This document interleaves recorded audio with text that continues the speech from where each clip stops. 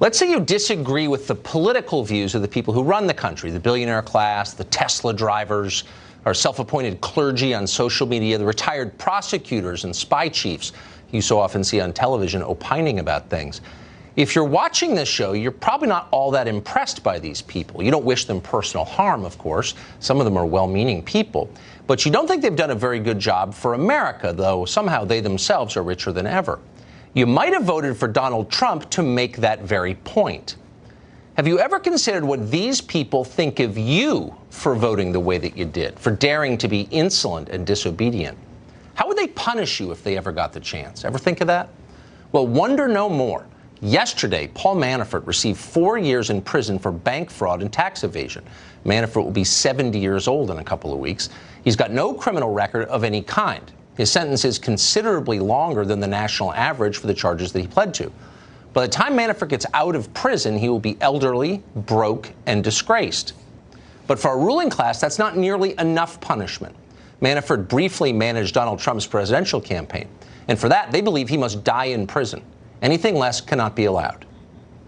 Shocking news. Shocking. And I'll tell you, as a former prosecutor, I'm embarrassed. As an American, I'm upset. From the very beginning, this judge seemed to have had a hard-on for just the Mueller probe overall. It's a serious crime, and you got a slap on the wrist. And I think for that, people should be outraged. I find this jaw-dropping. Really? That's surprising. It's an extraordinarily lenient sentence in light of the extent and scope of Mr. Manafort's criminality. Paul Manafort got the special, clubby, Washington elite friendly treatment. It's an outrage, and it's disrespectful of the American people. Paul Manafort must die. That's what they're demanding. Robert Mueller agrees with them.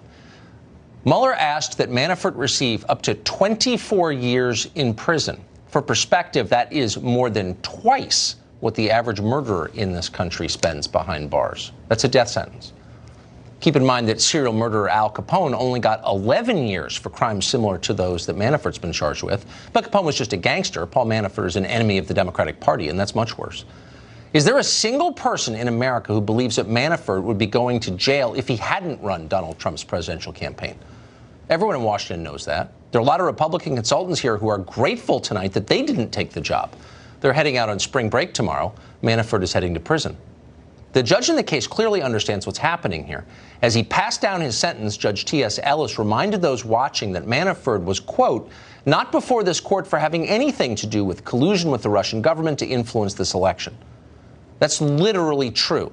Manafort has not been charged with any crime related to Russian collusion. Nobody has been charged with a crime related to Russian collusion. That's a fact. It's not an opinion. There's no dispute about it. And yet somehow a lot of people are still out there lying about this, probably because no one in the press ever calls them on it. Watch your elected officials say something totally untrue in the most self-righteous possible way.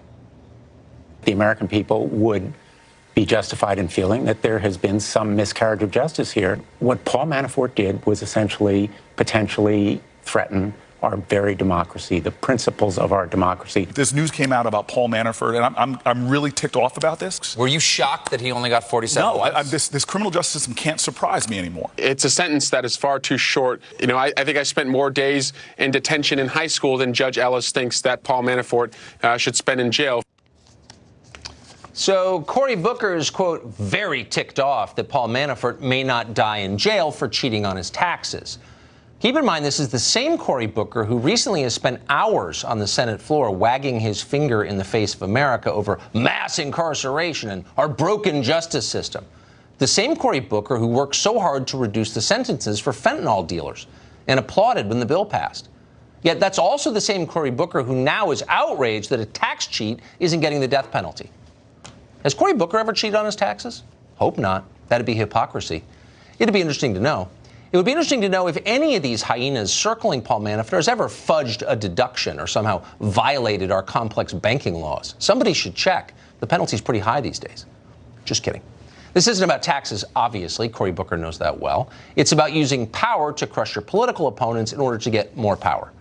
The same principle will be on display next week when Manafort is sentenced for failing to register under the Foreign Agent Registration Act of 1938.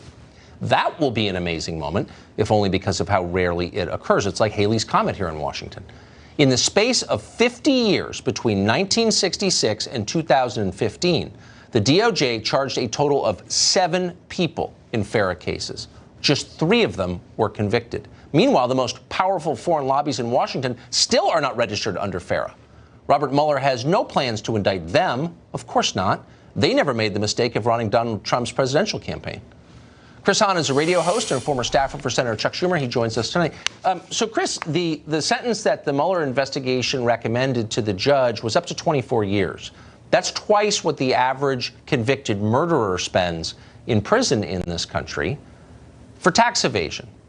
Is that an appropriate request, would you say? Well, they didn't actually make a request. Those were the sentencing guidelines set by the court. No, that's set by not. the federal judiciary. You're factually incorrect. That's not true. They did. They made no recommendation for sentencing in this case. Yes, they requested that the guidelines be followed. They didn't make a specific recommendation of actual sentencing. Honest question. Do you think that Paul Manafort, who was pled to bank fraud, and he didn't defraud money he didn't steal any money from a bank. He misrepresented a loan application. No bank got actually fleeced by Paul Manafort, and he cheated on his taxes, as like a lot of people here do, as you know. Do you think getting twice the sentence of your average convicted murderer, is that appropriate? Would you feel better about America if he'd gotten that? No. And Tucker, you and I have had many conversations about criminal justice. I never root for anyone who hasn't committed a violent felony to go to jail for any amount of time. But when there are guidelines, and this particular judge sentenced Congressman Jefferson to 12 years for bribery, charges that were later thrown out by the Supreme Court of the United States of America, you would think that he would follow the guidelines at least a little bit. So what are you with the ghouls on MSNBC and CNN and the U.S. Congress who are shocked that he's not going to die in prison? I mean, he may. He's going to be 70 in 2 weeks. He could die in prison. Look, what's your position? There's still another round of sentencing for him. I think that Paul Manafort was working for some pretty bad people. And I think that Paul Manafort was the connection to Russia in this last campaign. I don't know. I don't have any formal proof of that, but I do believe Working for some pretty bad people. Okay, so I guess I've just been here too long to take that seriously. So you have Michael Cohen, whose lawyer, actually, I'll say it, his lawyer is a friend of mine. His lawyer represented the government of Pakistan, which supported the Taliban during 9/11. Are those some pretty bad people? Should he go to jail for that? Should we bust him on a FARA registration? I think that he spent a lot of time advising people who wanted to bring more Russian control to the Ukraine on how they could do that. So what about people who lobbied for Pakistan? Just wondering, since we're all very judgmental now, people who lobby for Pakistan, and there are a lot of them, most of them are Democrats, as you well know. Pakistan supported the Taliban during 9/11. They had a direct line to Kandahar, the ISI. People who lobbied for that, should they go to jail? I don't see any evidence of those people then running a campaign while Pakistan was interfering with our election, which Russia clearly was in 2016. But he hasn't been charged with that. And I hear a lot of I hear a lot of gnashing of teeth on the right about people reacting here. I hope when Jesse Smollett gets sentenced, people are saying, "Oh my God, that was too much," because he only hurt himself. If Jesse Smollett is looking at life in prison for lying, I will be the first one to say this is not a police state. Okay. So he's being charged with 16 felonies. So let's hope everybody is saying he should get a light sentence too. I don't know what the guidelines are. I don't think he should get more than a fentanyl dealer.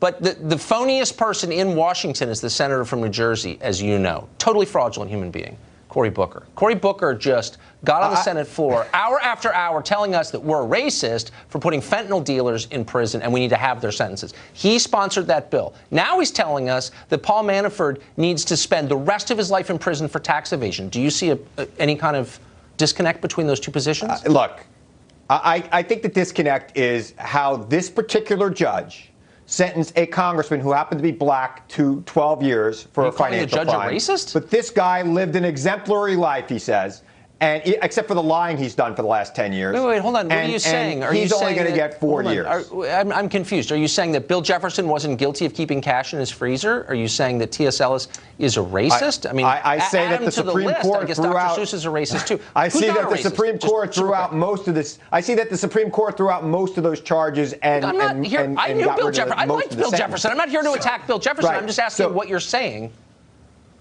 What I'm saying is that this judge seems to be stricter on Bill Jefferson than he was with Manafort. And there were guidelines in place. He completely ignored it. There's the difference between God and a federal district court judge. Okay, so is you God think, doesn't think so he's a federal district court judge. Your position is that for tax evasion, Paul Manafort ought to have spent the rest of his life in prison, 24 years. I just hope that nobody else has cheated on his taxes. And you know what I really hope is that nobody else has failed to register under FARA in this city. Can you think of anyone who hasn't registered under FARA? That is not what I'm saying at all. What I'm saying, look, I don't want anybody to go to jail for a long period of time over financial crimes. But if there are going to be standards, they should be applied equally. And clearly, Paul Manafort got better than equal treatment by Judge Ellis. Let's do a quick check on everybody's taxes and everyone's FARA registration.